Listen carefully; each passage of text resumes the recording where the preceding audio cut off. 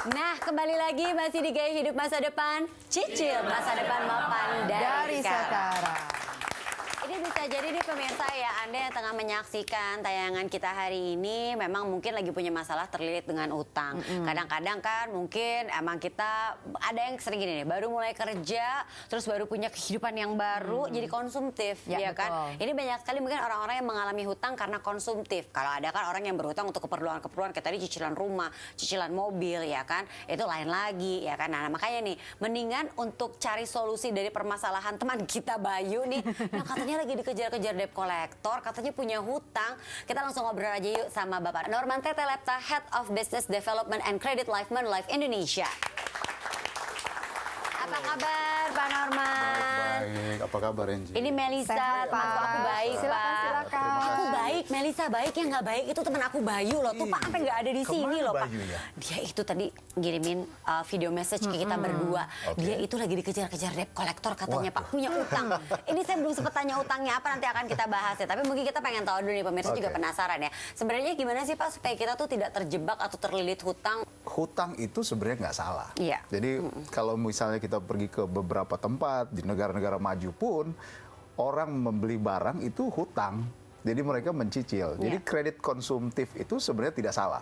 Ya memang kita mesti memahami ada dua sifat daripada kredit itu. Kredit konsumtif dan ada juga kredit produktif. Nah, kredit konsumtif itu yang biasa kalau ditawarkan. Misalnya, Pak mau beli barang ini, kredit ya. Jadi kita harus paham bahwa pada waktu kita mau berhutang, biasanya kalau kita datang ke bank, bank langsung mengadakan penilaian. Misalnya contoh, nggak boleh rasio hutang lebih besar daripada 30% misalnya. Jadi kalau saya punya pendapatan 30%, itu sudah batas yang nggak boleh ditambah lagi untuk harus bayar hutang lagi. Itu yang membedakan hutang yang konsumtif dan yang ada hutang yang produktif. Ya, kalau yang produktif itu contohnya misalnya untuk modal kerja, mau tambah usaha. Jadi hutang untuk menghasilkan uang lagi. Betul, itu yang hutang produktif. Iya. Jadi itu sifatnya. Jadi memang sebenarnya ada banyak macamnya lagi. Hanya memang kalau kembali ke kasus Bayu, memang kita harus pahami dulu. Pada waktu kita berhutang, memang paling utama kita harus kenali hutang kita. Nah, itu yang paling penting. Karena kalau kita nggak kenal hutang kita, apakah hutang kartu kredit, apakah hutang karena saya belanja di toko, kemudian atau hutang pada seseorang gitu ya. Sekarang kan sudah banyak belanja online. Iya juga. Ya kan? Terus kemudian, cicilan berapa bulan? 0%, 6 bulan. Atau Pak tambah bunga 1% misalnya atau 0,88% untuk bayar selama 1 tahun. Motor kita harus cicil, segala macam kita cicil. Beli sepeda pun cicil.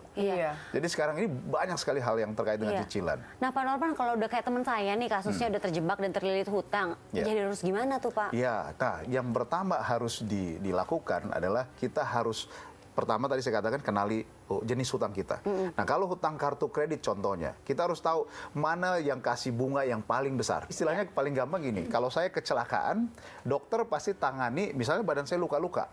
Yang mana luka paling besar, itu yang dia tutup dulu. Jadi jangan sampai nanti kita punya pendarahan, yang kecil-kecil kita tutupi, padahal ada yang besar yang kita diamkan. Nah bagaimana cara menutupnya? Nah ini banyak cara sebenarnya. Jadi banyak cara kita bisa langsung datang ke bank misalnya, minta keringanan, berbicara. Jangan pernah takut untuk menghadapi kondisi hutang kita. Bicara dengan mereka bahwa saya punya masalah ini. Nah, karena bank juga akan paham. Ya, dia juga sudah bisa akan memahami, Anda punya masalah seperti apa. Oke, kami akan berikan keringanan dalam hal membayar cicilan tadi. Itu bisa dilakukan. Nah, tapi sekarang kan banyak tuh Pak pembiayaan yang bisa menawarkan kita uang cash. Itu sangat menggoda loh Pak. Kayak di tengah-tengah kita lagi pusing apa kok tiba-tiba ada yang nawarin uang tunai jawaban sampai 200 juta gitu kan. Nah, itu apa yang harus kita pikirkan sebelum kita memutuskan untuk mengambil itu Pak? Jadi sebenarnya begini, memang sekarang ini memang eranya banyak orang menerima telepon. Bayangkan kalau misalnya kalau kita yang tinggal di perkotaan mungkin gampang untuk menganalisa bahwa saya nggak perlu. Tapi kalau di desa misalnya atau di tempat-tempat yang agak jauh, mereka saya dapat 200 juta atau dapat 100 juta. Saya mau cari tahu caranya gimana. Kadang orang tua juga suka kemakan, kasihan betul, Pak. dan apalagi kalau mereka misalnya sedang mengalami situasi yang emergency. Pada akhirnya seseorang yang menerima hal-hal seperti tadi, mereka juga pertama harus juga mendisiplinkan diri. Karena kalau kita nggak mendisiplinkan diri, bahaya. Ya, dalam era sekarang ini segala sesuatu gampang kita terima. Walaupun sebenarnya pihak-pihak bank juga harus lebih jeli. Ya. Kalau misalnya mau memberikan pinjaman, dia harus tahu juga, dia harus punya kriteria untuk Dianalisa dulu menganalisanya juga harus jelas. Tapi sekali lagi kita harus tahu, kenali hutangnya seperti apa, bunganya berapa, saya harus bayar berapa lama, dan kalau terjadi sesuatu bagaimana caranya, penaltinya seperti apa. Karena kadang-kadang kita nggak paham.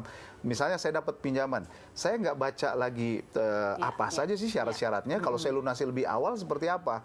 Nah ini kita nggak paham. Akhirnya kenalah sesuatu yang pada akhirnya tidak membuat hubungan yang baik dengan kita, dengan bank misalnya, atau dengan si peminjam yang tadi yang memberikan pinjaman. Ya. Nah, sekarang nih kayaknya kita kasih kesempatan dulu sama penonton yang hadir di studio yang kalau mau bertanya silakan. Ya, silakan Mbak. Saya dengan Lucy mau bertanya, Boleh, Mbak Lucy. jika kita menutup hutang dengan cara berhutang lagi bagaimana? Terima kasih. Mungkin kalau orang dulu tuh bilangnya gali lubang tutup lubang gitu kan ya. Gali lubang tutup lubang. Tapi gimana Masih Mbak? tren ya? Karena kan ada juga orang yang kadang-kadang mengoper kreditnya atau apa gitu, berhutang lagi. Itu beda nggak sih sama itu Pak? Iya, memang begini Mbak Lucy ya. Nah, tapi tunggu dulu Pak, jangan dijawab sekarang Pak. Mendingan kita tahan dulu ya Oke. Pak ya. Pasti Mbak Lucy juga ada penasaran. Anda juga penasaran, pemirsa jangan kemana-mana, tetap di Gaya Hidup Masa Depan. Cicil masa depan mapan dari sekarang. Anda berpikir, oh karena yang sana lebih dia punya hutang lebih besar, tapi bunganya kecil. Jadi lihat mana yang bunga yang terbesar, tutup bunganya.